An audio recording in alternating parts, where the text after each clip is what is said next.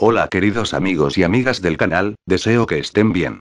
Como había explicado en la página del canal en Facebook, la cual verán en la descripción de este vídeo, voy a trabajar en dos nuevos vídeos para el canal, en pro de darle un descanso y mejorar lo que será la tercera parte de la saga de historias alternas de Tokyo Ghoul. Ante esto, deseo analizar esta vez de un tema algo polarizado y que dará de qué hablar, como son cuáles serían la mejor y peor saga de ambos mangas de Tokyo Ghoul. En este, empezaremos con Re, en pro de comprender las razones por las que se llegó a ver sagas y arcos peores o mejores, esto acorde a mi opinión personal. Comencemos. Empezando por la peor saga en mi opinión, siendo no más que el arco de los subterráneos. Esta, al situarse desde el capítulo 121 a 142 del manga de Re, se empieza con el punto más bajo y álgido del manga, cuando tendremos la consumación de la relación de Touka y Kaneki, los cuales, al ser flanderizados en sus personalidades, debido a que perdieron de la esencia inicial con la que desarrollaron sus personajes y que tuvo su punto más alto en la saga Tsukiyama o Roswell, conllevando a que tuviésemos la incipiente cantidad de 10 capítulos del manga, oscilando entre los números 121 a 131, donde el melodrama, argumento caótico y a ratos, empalagoso, dejó con un mal sabor de bocas a muchos y otros, con cierta dicha al ver todo un momento novelesco y con tintes eróticos, algo que tendrá su pico de unicidad con el capítulo 125. Por más que estos capítulos tuviesen la consolidación de Cabras como organización y eventual exilio a los subterráneos, ante la cacería bestial del CCG liderada por Furuta y asimismo, momentos de acción como la lucha de Mutsuki con Touka y eventualmente, su rechazo magistral hacia Urie al revelar su amor por Heise, dará pie para que sean las bases argumentales de este arco.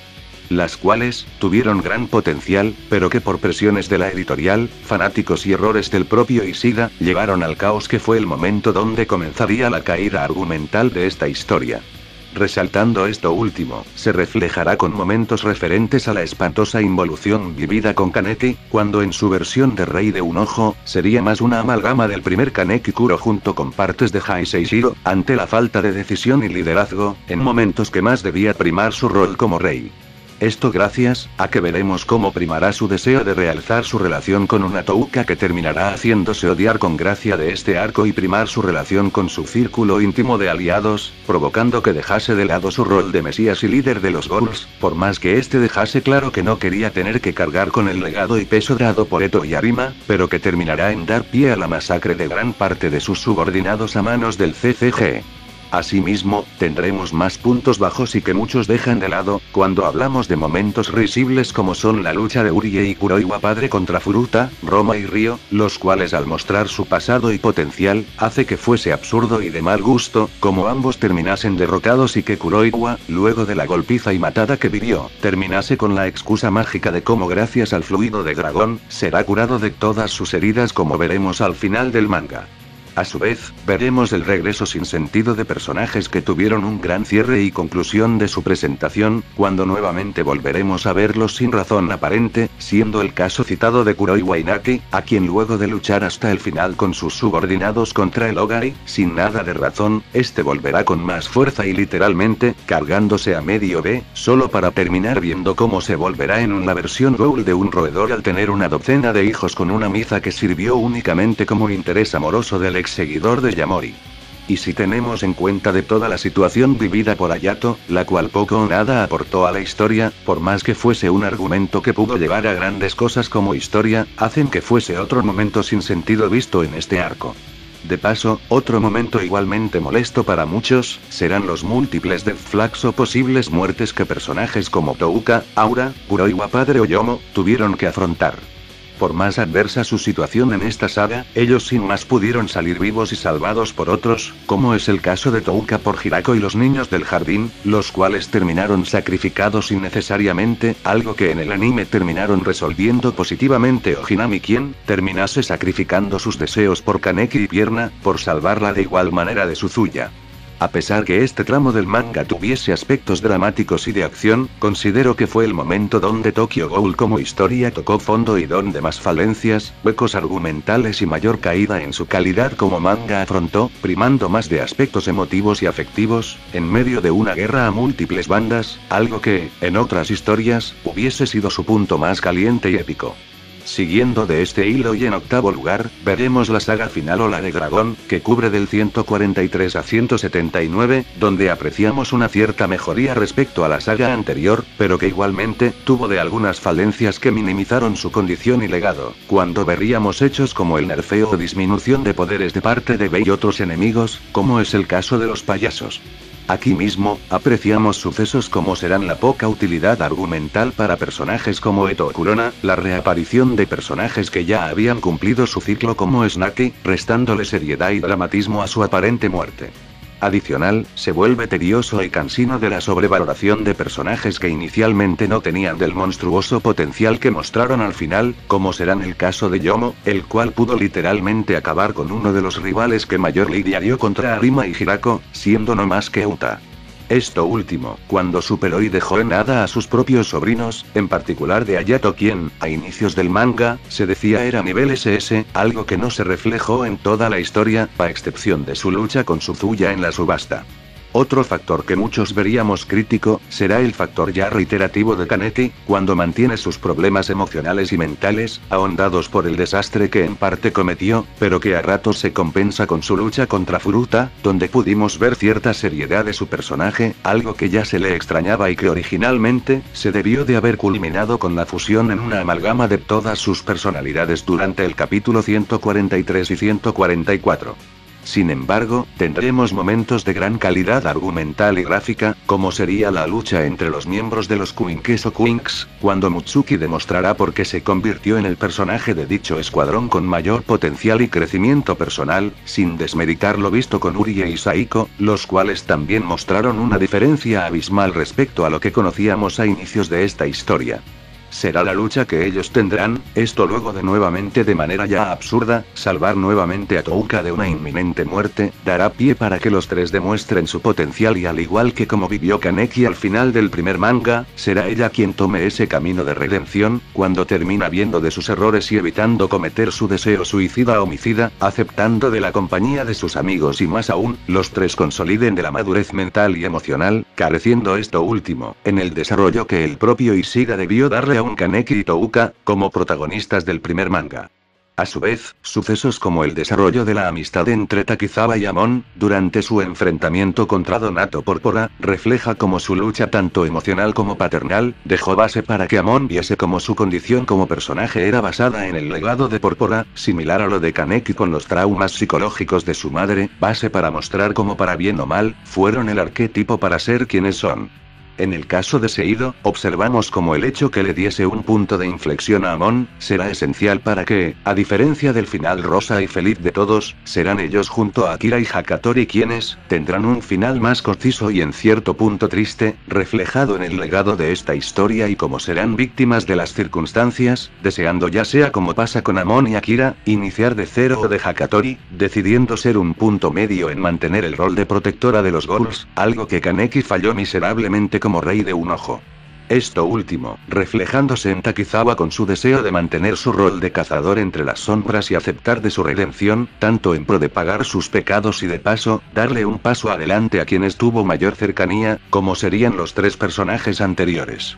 Por más que esta saga tuviese otros momentos absurdos, como serán la caída de Bea a manos de los investigadores del CCG y Cabras, los cuales no eran mucho más poderosos que ellos y más, siendo los aliados de los Uachu ahora híbridos Ghouls.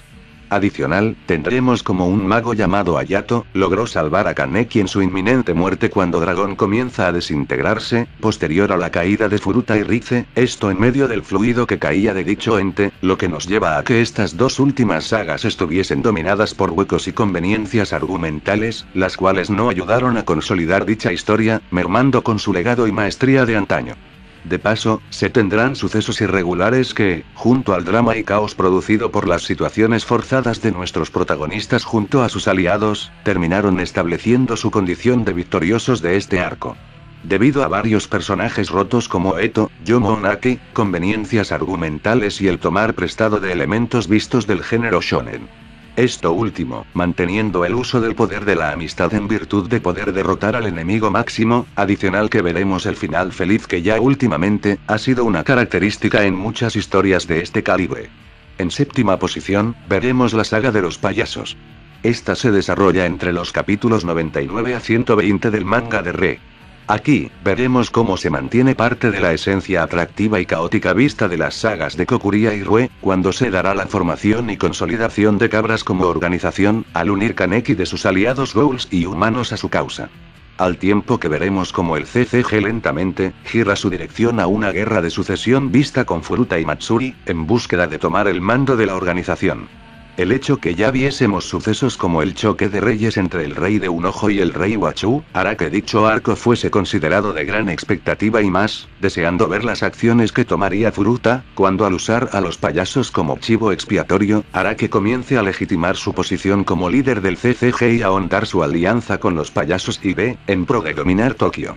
Asimismo, veremos momentos que considero muy buenos para la historia, como será la decisión de Kaneki, tanto en su meta de salvar a Akira Amado de su convalecencia por el exceso de RC en su cuerpo y con ello, el descubrimiento de secretos de esta historia a manos de Ogura, el cual dará por revelado de algunos secretos de los Ghouls. Con ello, apreciamos como la lucha entre los payasos contra Cabras y el CCG, hará que fuese un momento de gran recordación y buenas batallas, como las que veremos con Suzuya contra Uta, B contra Cabras o Takizawa y Kurona contra Amon. Adicional, tendremos momentos de lujo, como será todo el capítulo 99 y 100, donde sucesos como la conformación de Cabras y la reunión de reyes, donde nos reafirmaría la posición que ambos personajes tomarían y más, cuando en esos momentos teníamos a un Kaneki que muchos sentíamos estima, previo a su declive argumental, visto posteriormente. Otro momento, sería cuando Tsukiyama les da a Cabras de trajes blancos, en virtud de que fuesen vistos como parte de dicho grupo, algo que dejó de una gran imagen, además de la unión entre viejos rivales de Kaneki como fueron Ayato, Naki, Kurona y Takizawa, esto en búsqueda del supresor de RC y con ello, del descubrimiento de Amon como espécimen del CCG, posterior a su derrota contra Saiko.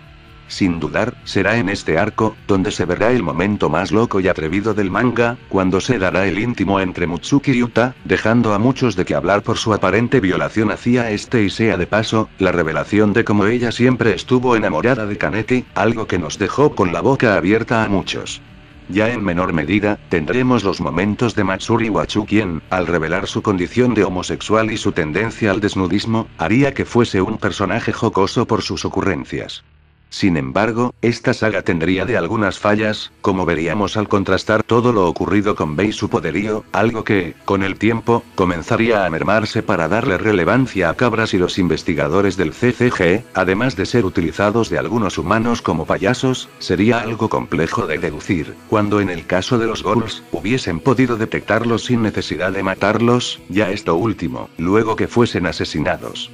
Otro aspecto, sería todo lo relacionado con el Círculo de la Gran Rueda, cuando al ser un grupo que mantenía secretos de gran relevancia de los Ghouls en Tokio y Japón, hubiese sido de utilidad ver algún flashback hablando del ascenso de los Wachu, conformación del CCG o en su defecto, la relación de Kanrou previo a su ida al CCG. Siendo puntos que terminarían desaprovechándose finalmente. Asimismo, al darse la aparente ejecución del falso Kaneki a manos de Furuta, cuando quedó la duda respecto a si era Uta o en cambio, este terminó usando a alguien y transformar su rostro, voz y características, en pro de que fuese visto por el CCG como un punto de inflexión contra su guerra total contra Cabras. Esto último, dejando dudas respecto a si fue la habilidad de Uta o algo más. Sin embargo, a diferencia de los arcos anteriores, siento que este tuvo mayor desarrollo y calidad, cuando serían más las virtudes que defectos, por más que tuviese un momento ya novelesco con el drama de Akira y su interacción tanto con Kaneki, Touka, Hinami y Amon, teniendo su punto de inflexión entre los capítulos 118 a 120, consolidando del punto de inflexión, para varios de estos personajes, incluyendo de la relación entre Kaneki, Amon y Takizawa. En sexto lugar, observamos el arco de Eto Yoshimura, visto entre el capítulo 59 al 68 del manga.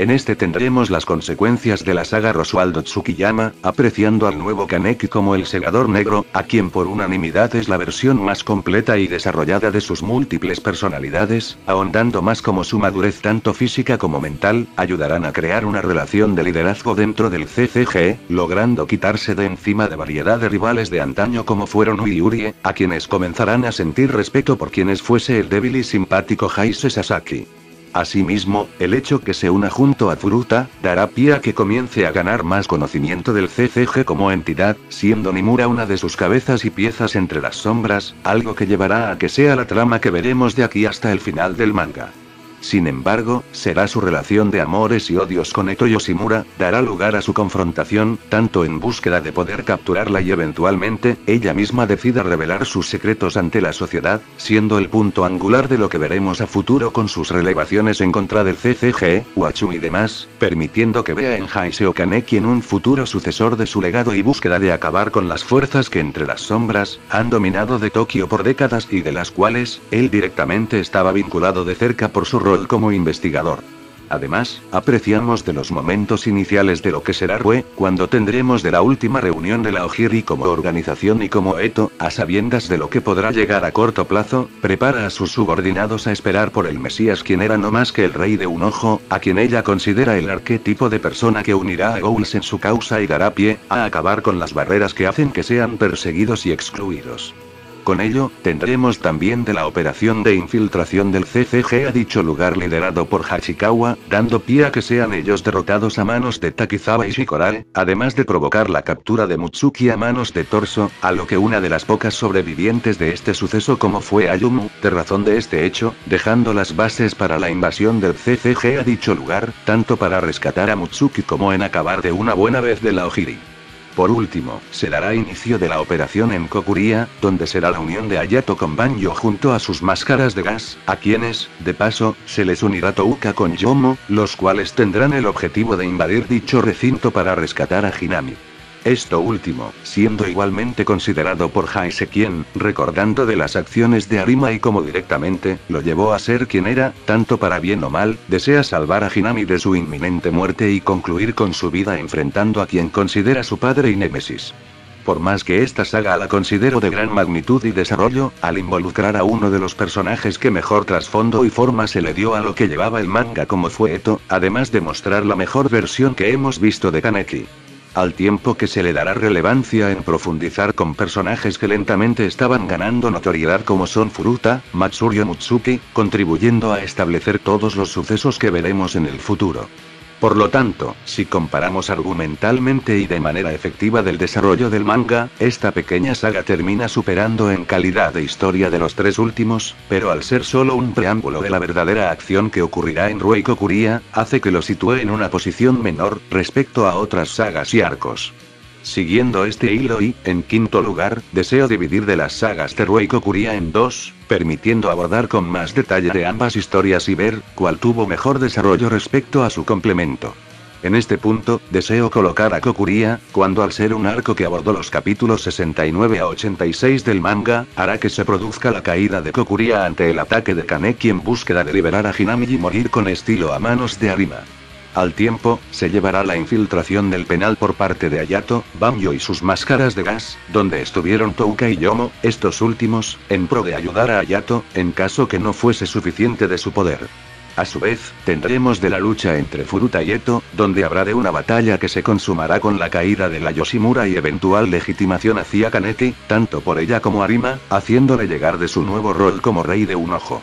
Con este arco, veremos cómo hechos como la lucha inicial entre Kaneki y Furuta, donde se pudo mostrar algo del nivel de los dos. La lucha inicial entre Yomo, Touka y Hayato contra Arima, mostrando de paso de un flashback de la relación de Yomo con la familia Kirishima, tanto con su amada hermana, su melancólico esposo y adorados sobrinos, lo que permita que este aumente y se muestre mucho más poderoso de lo que hayamos visto en todo Tokyo Ghoul, cuando hará que, de aquí en adelante, se refleje en un Ghoul de gran nivel y potencial. Por ello, esta lucha inicial y el reencuentro final entre Kaneki con ellos, dejándonos un punto positivo como pudo ser el reencuentro entre Ken y Touka, el cual más adelante tuvo de un horrible desarrollo que ya previamente he abordado, permitirá que Kaneki sin nada más que perder, decida enfrentar a un todopoderoso Arima quien, humilló de todas las formas posibles a Kaneki, dándonos con la mala experiencia y legado de como por el sufrimiento, dolor y deseo de recuperar a Hideyoshi. Al ser este último, su faro entre la oscuridad y desesperación, nos llevará a que nuevamente vuelva a su cabello blanco y sea de paso, Ishida acabase con la mejor versión del personaje como fue el Segador Negro. Será esta nueva iniciativa y crecimiento personal, lo que permita dejar en jaque mate a Arima, tanto al acabar con su Kinke hecha del Kakujo de Yoshimura, además de doblegar de su punto débil, descubriendo cómo Arima sufría de glaucoma, algo que nos relevará de su condición como medio humano e hijo ilegítimo del clan Achu, como sus armas de triunfo. Con su muerte y viendo cómo finalmente, él terminó queriendo de Kaneki como un hijo y de las pocas personas que pudo apreciar en toda su vida, dará base para que Kaneki decida seguir su legado y acepte de la ayuda del Escuadrón Cero, permitiendo que tanto Hirako y los niños del jardín, se unan a su causa. Al mismo tiempo, veremos cómo Eto al enfrentar a Furuta, descubriremos cómo al poseer este del Kakujo de Rize y poder enfrentarla al descomponer su Kagune, nos dejará de la boca abierta de ver cómo ella había sido aniquilada. Dejándonos con la intriga de su paradero, algo que más adelante, se nos revelaría al ser usada por el CCG y payasos para sus propios fines junto a otros personajes como Rize y Amon. Finalmente, será la lucha entre los Kirishima contra lo que restaba del CCG con Mugan y Aura a la cabeza, permitirá que veamos como la llegada de Kaneki como el rey de un ojo, lo que provoque de una brutal lucha que dejará secuelas a largo plazo, tanto para la familia Aura y en particular, para Kaneki como el mesías y líder de todos los Ghouls, como su rey.